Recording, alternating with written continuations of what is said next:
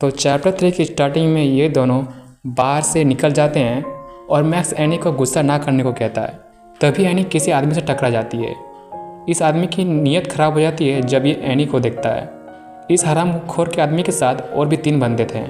इसमें से एक आदमी कहता है कि रात को सिटी पार से बाहर जाना एक लड़की के लिए बहुत खतरनाक हो सकता है, क्यों ना हम तुम्हें घर पहुंचा दें। ब्लू टी शर्ट वाला आदमी बोलता है, हमने तुम्हारे लिए होटल बुक कर लिया है, तो क्यों ना तुम आज हमारे साथ मज़े करो। वहीं दूसरा आदमी बोलता है कि मेरे पास एक स्पोर्ट्स कार है जो कि बहुत ज़्यादा कंफर्टेबल है, क्या तुम एक बार राइड नहीं करना चाहोगी। मैक्स मन में सोच रहा होता है कि ये लोग एक मौत के सामने खड़े हैं। वैसे भी मेरी दीदी का मूड आज कुछ अच्छा भी नहीं है। एनी इन चारों को यहाँ से दफ़ा होने का हिंट देती है, लेकिन इन तीनों को ये चीज़ समझ में नहीं आता। इसमें से एक आदमी तो कुछ ज़्यादा ही एक्साइटेड लग रहा होता है, या फिर कहो कि ये कुछ ज़्यादा ही हौसी है। ऐसा बहुत कम होता है कि कहीं कोई सुंदर लड़की मिल जाए और वो भी रात को। आज तो मैं पूरे मज़े करूँगा। ये आदमी एनी को पकड़ने की कोशिश करता है, लेकिन एनी इसको उठा के पटक देती है। ब्लू टीशर्ट वाला आदमी काफ़ी भड़क जाता है और वो एनी को गंदी गंदी गालियाँ देने लग जाता है, जिससे एनी काफ़ी ज़्यादा भड़क जाती है और वो कहती है गो टू हेल, मतलब नर्क में जाओ, और वो डेविल ही बन जाते हैं यहाँ पर। इन सब को अच्छे से मारने के बाद एक आदमी से देखकर डर जाता है और कहता है ये तो एक डेविल है, और भागने लग जाता है। लेकिन एनी इसको पकड़ लेती है। पकड़ने के बाद एनी कहती है तुम्हें लड़कियों को छेड़ना नहीं चाहिए, समझे, उनकी इज्जत करना चाहिए। इसके बाद मैक्स भी अपना हाथ साफ कर रहा होता है या फिर कोई पैर साफ कर रहा होता है। उसके ऊपर पैर रखता है और बोलता है मैंने तो पहले ही कहा था मेरी दीदी से पंगा मत लो, वो बहुत ख़तरनाक है, और हाँ लाइफ बहुत छोटी है, तो तुम्हें कुछ भला करना चाहिए, ना कि लड़कियों को छेड़ना चाहिए। सही, वैसे इसने सही बात बोली है। एनी अब लॉलीपॉप जेब से निकालती है और चूसने लग जाती है। या इसको देखकर ना मुझे जेम्स ली का याद आ गया। इसके बाद ये दोनों निकल जाते हैं अपने अंकल के घर। और हाँ, ये जो अभी फाइट हुआ ना एनी और उन गुंडों के बीच, ये फाइट असल में सोनू और उसके चेलों ने भी देख ली होती है। बैगनी बालों वाला कहता है कि आजकल की लड़कियां कुछ ज़्यादा ही खतरनाक हो गई है। पीले बालों वाला लड़का कहता है क्या इसने अकेले ही इन चालों को मारा, क्या यह कोई इंसान है। और हाँ, इन तीनों को अभी भी यही लगता है कि मैक्स और एनी माँ बेटे हैं। और सोनू मन में सोच रहा होता है कि मैं इस लड़की को आगे भी देखना चाहूँगा। मतलब कि यार सोनू को अब धीरे धीरे करके एनी पर इंटरेस्ट आ रहा होता है। और अगले दिन एनी अपने अंकल के घर पहुंच चुकी होती है और उसका अंकल का नाम होता है विवेक रजवार। ये डायरेक्टर होते हैं सिटी पार्क के। विवेक अंकल एनी को नाश्ता करने को कहते हैं और इसके बाद विवेक एनी को अपने फैमिली से इंट्रोड्यूस कराता है।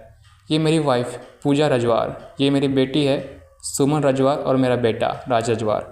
राज रजवार तो यार एनी को देखकर काफ़ी शर्मा रहा होता है, ये बहुत सुंदर है, ऐसा वो बोल रहा होता है। एनी और मिसेस पूजा का आई कांटेक्ट हो जाता है।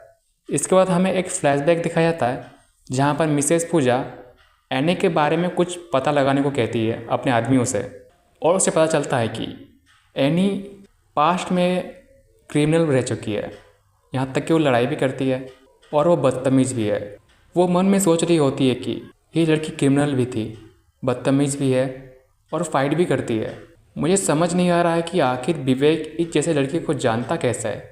उससे भी हैरानी वाली बात तो यहाँ ये है कि आखिर विवेक ने इसको घर आने कैसे दिया। मुझे अपने बच्चों को चिंता हो रही है, मुझे इससे बच कर रहना पड़ेगा। इसके बाद विवेक अंकल मैक्स का न्यू स्कूल के बारे में बात कर रहे होते हैं। उन्होंने मैक्स के लिए एक बढ़िया सा स्कूल ढूंढा है जहाँ पर मैक्स अपनी पढ़ाई पूरी करेगा, पर मैक्स स्कूल जाना ही नहीं चाहता। जाहिर सी बात है कि इस उम्र के बच्चे स्कूल जाना पसंद नहीं करते हैं यार। और मिसेस पूजा भी झूठी स्माइल करती है और बोलती है कि बेटा स्कूल जाना अच्छी बात है, इससे तुम अच्छे इंसान बनोगे।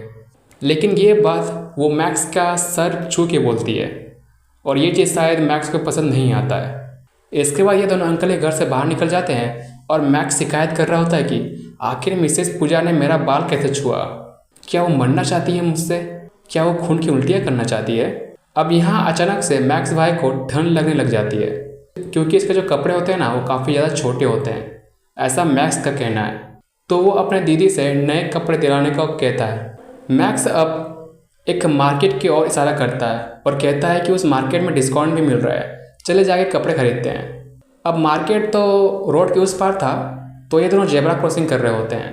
रेड लाइट के कारण रोड पर एक रॉयल रॉयस खड़ी हुई रहती है। जिसमें सोनू और उसके 2 चेले भी थे। बैगनी बालों वाला इन दोनों को देखकर बोलता है कि अरे सोनू, ये तो वही माँ बेटे की जोड़ी है। पीले बालों वाला लड़का बोलता है इसके फ्रेंड ने कल बोली पर 10 मिलियन लगाया था, इसके बावजूद भी उस लड़की को कोई दिक्कत नहीं हुई, मतलब काफ़ी आसान दिखाई दे रही थी। और ये लड़की अभी कपड़े खरीदने जा रही है। वही कहानी का हीरो बोलता है अति सुंदर, बहुत सुंदर, लाजवाब। पीले वाला लड़का ये देखकर बोलता है कि अगर इस लड़की ने थैला ही पकड़ लिया ना, तब भी ये बहुत सुंदर दिखेगी।